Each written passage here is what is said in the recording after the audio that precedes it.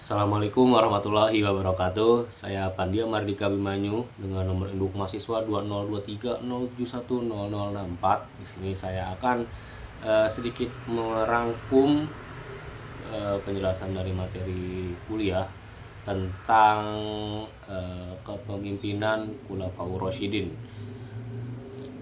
Ya, kepemimpinan Khulafaur Rasyidin setelah wafatnya Rasul Shallallahu Alaihi Wasallam. Setelah kematian Rasul Shallallahu Alaihi Wasallam, itu sangat para sahabat terutama Khulafaur Rasyidin itu sangat terpukul atas kepergian Rasul. Jadi setelah Rasul wafat, itu kepemimpinan dilanjut oleh Abu Bakar As-Siddiq. Di sini Abu Bakar As-Siddiq memegang pemerintahan itu selama 2 tahun. Mungkin ini tanggung jawab yang cukup berat, sangat berat bahkan untuk Abu Bakar As-Siddiq karena menggantikan posisi Rasul Shallallahu Alaihi Wasallam, yang dimana mungkin Rasul itu lagi masa jaya-jayanya. Namun di sini mau tidak mau Abu Bakar As-Siddiq mengambil alih kepemimpinan tersebut selama 2 tahun, dan ia memiliki kebijakan yang tidak jauh berbeda dengan Rasul Shallallahu Alaihi Wasallam pada saat itu. Seperti Abu Bakar As-Siddiq itu memiliki kebijakan, karena mungkin setelah wafatnya Rasul itu banyak orang yang jadi murtad, bahkan membelakangi agama Islam dan nggak mau bayar zakat. Dan Abu Bakar mengikuti cara Rasul pada saat itu, tidak jauh berbeda dengan memerangi orang-orang yang murtad dan enggan membayar zakat, tapi dengan pendekatan yang bertahap, melakukan pendekatan yang paling rendah, sedang, dan yang paling tinggi. Mungkin ada yang dari ngomong dakwah dengan satu orang, mungkin ada yang dengan cara berkelompok dakwahnya, kan bahkan kalau dia menolak sudah sampai harus berperang seperti itu. Dan Abu Bakar hanya memiliki masa jabatan selama 2 tahun. Kemudian dilanjutkan oleh Umar bin Khattab.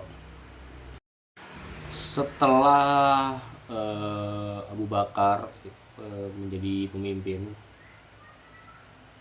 kemudian digantikan oleh Umar bin Khattab, yang merupakan orang sangat kejam pada masanya, sangat keras, sangat tegas, bahkan sebenarnya sangat brutal, karena ia bisa dibilang menjadi pemegang suatu kekuasaan atau wilayah.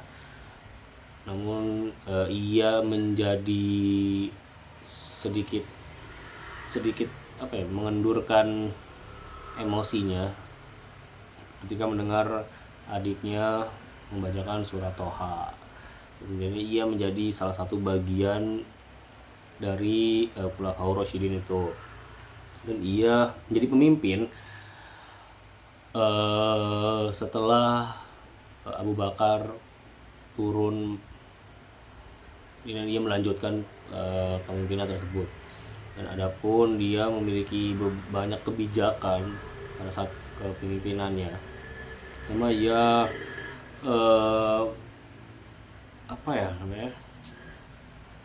ia itu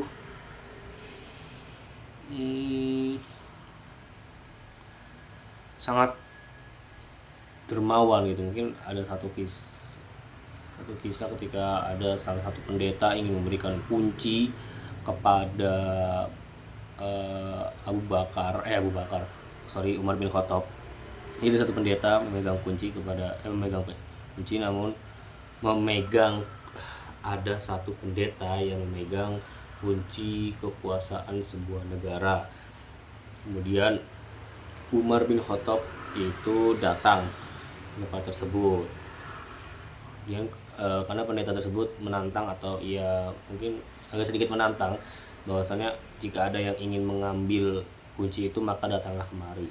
Kemudian Umar datang ke gereja tersebut, mengambil kuncinya. Dia tidak melakukan dengan kekerasan. Kemudian dia pergi. Sebelum itu pendeta menawarkan untuk sholat asar, kalau tidak salah ingat, sholat asar terlebih dahulu di gereja ini. Namun Umar menolak. Mengapa? Karena bisa jadi kalau ia sholat di gereja tersebut, nanti gerejanya akan digusur oleh para bawahan-bawahan dari Umar. Makanya Umar menolak. Dan Umar kalau tidak salah ingat menjabat selama 12 tahun. Kemudian ia dibunuh karena mungkin banyak orang juga yang tidak suka dengan Umar pada saat pemerintahannya. Setelah Umar wafat, dilanjut oleh Utsman bin Affan. Utsman bin Affan ini orang yang sangat kaya, yang memiliki, sampai sekarang ya, memiliki, setelah wafatnya Umar bin Khattab, itu kepemimpinan dilanjut oleh Utsman bin Affan. Utsman bin Affan ini orang yang sangat kaya raya pada zamannya, pada masanya, karena ia adalah seorang pebisnis, entrepreneur, wirausahawan. Jadi memiliki banyak harta yang melimpah, dan sampai sekarang kalau tidak salah saya pernah baca, memiliki rekening. Jadi orang yang dari zaman dulu sampai sekarang rekeningnya masih ada dan memiliki kekayaan yang tidak pernah habis, seperti itu. Dan pada masa pemimpinannya, Utsman ini memiliki kebijakannya, yaitu mengkodifikasi Al-Quran, di mana atau membukukan Al-Quran, di mana pada masa itu mungkin banyak perang. Jadi Utsman memikirkan bagaimana jika yang para penghafal ini juga ikut perang, dan mungkin akan gugur dalam medan pertarungan. Makanya Utsman berpikir sepertinya harusnya membuat buku saja, dibukukan Al-Quran itu. Jadi mengumpulkan orang-orang yang menghafal Quran dan membuatkan buku yang menjadikan Al-Quran itu menjadi satu buku penuh, agar tidak tercecer di mana-mana. Dan ada satu mungkin tantangan dari Utsman bin Affan ini saat menjadi kepemimpin, yaitu ia dituduh nepotisme. Mengapa demikian? Karena pemimpin-pemimpin daerah, atau bisa disebut gubernurnya itu memiliki hubungan yang dekat, atau bahkan bisa dibilang keluarganya dari Utsman bin Affan. Tapi Utsman membantah pernyataan tersebut bahwa ia adalah nepotisme, dengan bahwasannya orang-orang yang ia pilih gitu tuh orang yang berkompeten di bidangnya. Makanya Utsman bin Affan memilih sahabat dekatnya, kerabat bahkan keluarganya menjadi pemimpin daerah tersebut. Nah, selanjutnya yang terakhir ada Ali bin Abi Thalib. Ali bin Abi Thalib ini jadi pemimpin setelah